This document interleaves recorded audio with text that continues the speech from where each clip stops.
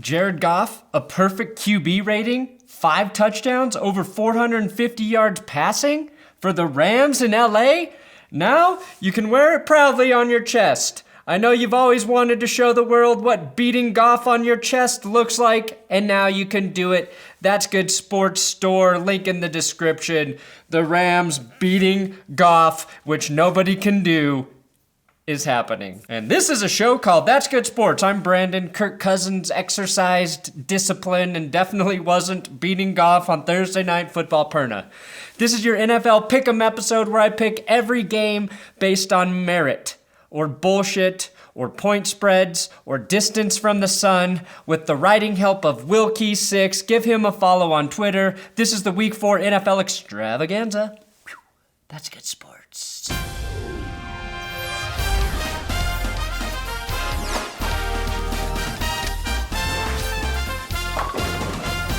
Please subscribe here if you're new. And this episode is sponsored by BetDSI.com, one of the best sports books out there, one of the most trusted sports books out there. If you use my promo code GS100, BetDSI will match your first betting deposit up to $1,000. That is a lot to match. My link in the description will get you to BetDSI, and this week we've got Miami Dolphins at the New England Patriots. Pats are 6.5-point favorites, with an over-under of 48. The Patriots are placing running back Rex Burkhead and linebacker Jawan Bentley on injured reserve per @Globe Jim McBride. They are also signing former Colts defensive end / outside linebacker John Simon per @Field Yates. And the Pats are coming off of back-to-back double-digit losses for the first time in 16 years per the grace of God. 16 years is a long time. Enough for your legitimate child, conceived during spring break 2002 Puerto Vallarta, to get a driver's license and come track you down and ask you for advice on starting a YouTube channel. But enough about me. The Patriots are staring at a 3-game hole in the division if they lose to the 3-0 Dolphins. A big reason for the lack of the Patriots' success is because suddenly Tom Brady respects sportsmanship. The biggest cheater in the universe, the noisiest on-field tantrum whiny baby bitch boy is wishing both teams at the Ryder Cup good sportsmanship? What's next? Gilbert Arenas lobbying for gun control? Or lobbying for foyers? The world's ridiculous. Patriots win with bad sportsmanship in the foyer, that is Gillette Stadium. Houston Texans at Indianapolis Colts. Colts are favored by 1, and the over-under is 47. Trailing 16-20 with 1 play left from midfield, the Colts needed a Hail Mary to beat the Eagles. In quite the shocking turn of events, though, Jacoby Brissett took the field while Andrew Luck watched from the sideline. Brissett almost threw the ball too far, and the Eagles knocked it down, preserving the win. Obviously, this is an indictment on the health of Luck's shoulder and his arm strength. But I think there's something more to it. I think Andrew Luck is actually refusing to throw Hail Marys in order to protest the Catholic Church. A noble cause. But more relevant to this game, I believe the Texans continue to protest winning. In 2018, we basically have the Houston Chargers. All of the talent, but none of the wins. Cincinnati Bengals versus Atlanta Falcons. The Falcons are 3.5-point favorites, down from 5 with an over-under set at 53.5. Rookie wide receiver Calvin Ridley already has 4 touchdowns this year for the Falcons, which is 4 more than his teammate Julio Jones. The last super talented player I saw having such a hard time score was Tim Tebow. Look, Ridley and Jones are going to have to combine for a shit ton of touchdowns to make up for the loss of Deion Jones, Keanu Neal, and now Ricardo Allen. Basically, if he's a key piece of the Falcons' defense, he's hurt.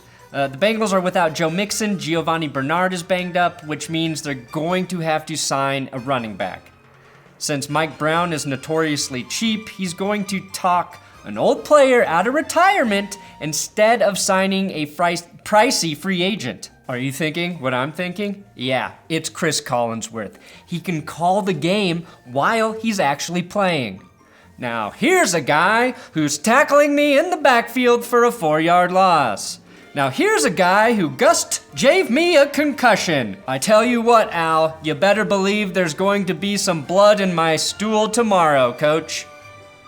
Collinsworth would convert to running back because he's too slow to be a receiver in today's game. That fantasy of mine will cost the Bengals this matchup. Bills at Green Bay Packers. The Packers are 9.5-point favorites with an over-under of 44.5. Vegas must think Aaron Rodgers is going to come in and do this to the Buffalo of Bills.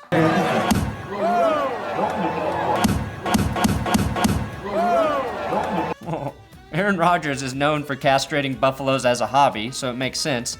He does it with his hands, or by throwing footballs at their dicks, or with his mustache when he wants to turn on Danica Patrick. Or Dan Patrick. After seeing Josh Allen's hurdle last week, part of me wants to see him become the first quarterback to do the Lambeau leap into the second level. That guy has hops. I think the Bills will play well, but not beat crippled Aaron Rodgers well. Detroit Lions at Dallas Cowboys. The boys, 3-point favorites with an over-under of 44.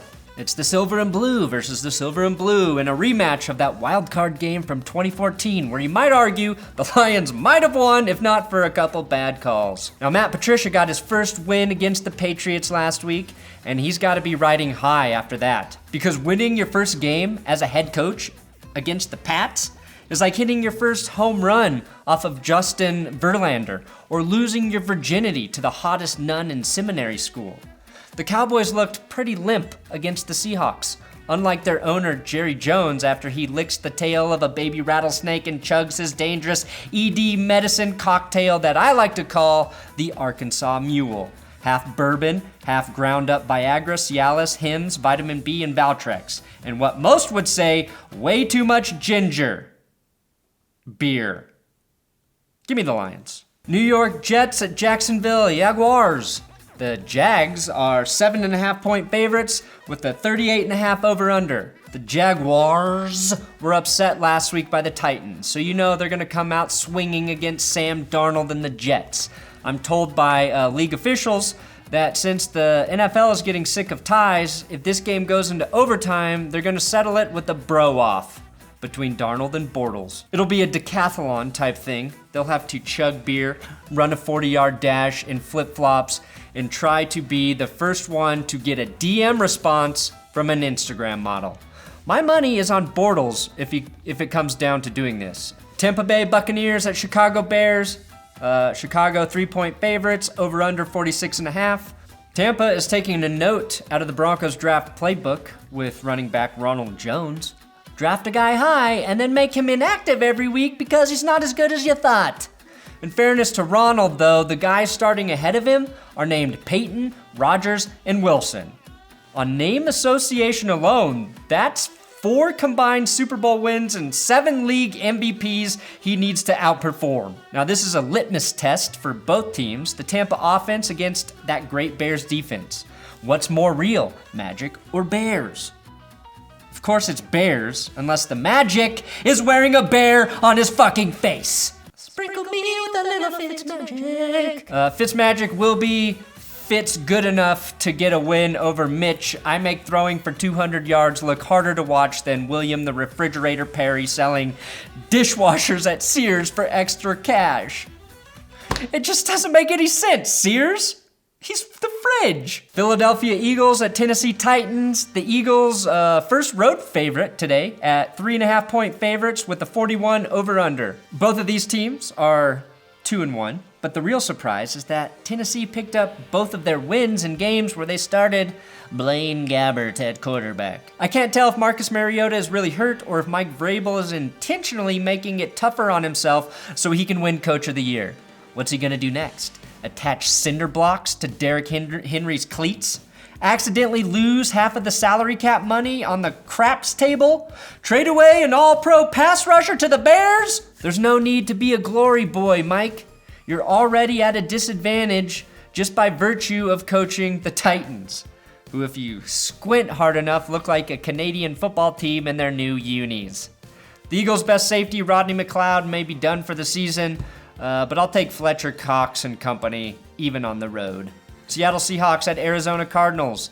Seahawks, second bird team favored on the road. Huh? Come here for that info, right? In the all QB rookie week, Josh Rosen will take the reins in Arizona. After the 49ers lost Jimmy G, the Seahawks are back in contention, to lose to the Rams by the fewest points in the NFC West for the rest of the season. Now, I thought the NFC West could be the toughest division in football this year. I also thought having a history of sexual assault should disqualify you from the Supreme Court, so what the fuck do I know? You've got a liberal state in Washington versus a conservative state in Arizona. It doesn't matter who's right or wrong. When the Seahawks and the Cardinals play, in our hearts, we all fucking lose. Cleveland Browns at Oakland Raiders. Raiders 2.5-point favorites, moving from 3. Over-under at 45. Now, what's more likely? The Browns winning back-to-back games, or John Gruden losing 4 in a row in his triumphant return to coaching? We already know how Gruden feels about white tigers. Call Galloway the white tiger. They got a white tiger. The white tiger was always in his cage. White tiger. But what about a regular tiger next to a white Rolls Royce? I was going to pick the Raiders to win this game, just because I think it's really hard to lose 4 in a row in the NFL if you're not the Browns. But after seeing this picture again, I think Gruden has already given Baker the W. He's also killed his own son, Deuce, and proclaimed Baker as his new and true son, and will move to trade the Raiders to the Browns in exchange for Baker Mayfield and a lifetime free pass to the Pro Football Hall of Fame. Give me the Browns. San Francisco 49ers at Los Angeles Chargers. Chargers biggest favorites of the week at 10.5 with a 46 over-under. Last week the Chargers played the Rams. This week they play the 49ers at home. Next week the Raiders at home, meaning they will not leave the state of California for 3 straight weeks by playing every California team in the NFL. Is that an advantage? I say no. I lived in California for 7 years. You know who was the very first team that moved to California? A little squad called the Donner Party. And here's a quick history lesson for you. It did not go well. They all fucking ate each other in the mountains. Phillip Rivers, though, with 8 kids, basically has enough meat to get himself through 1 winter in the Sierra Nevadas. Chargers will win. I don't know if it'll be by 10.5. New Orleans Saints at New York Giants. Saints, 3.5-point favorites, over under 50.5. I remember when it was regular Orleans versus regular York.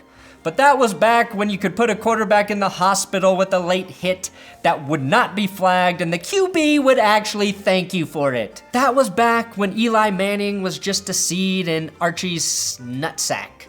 That was back when Breeze was just something that blew through your window on a spring morning.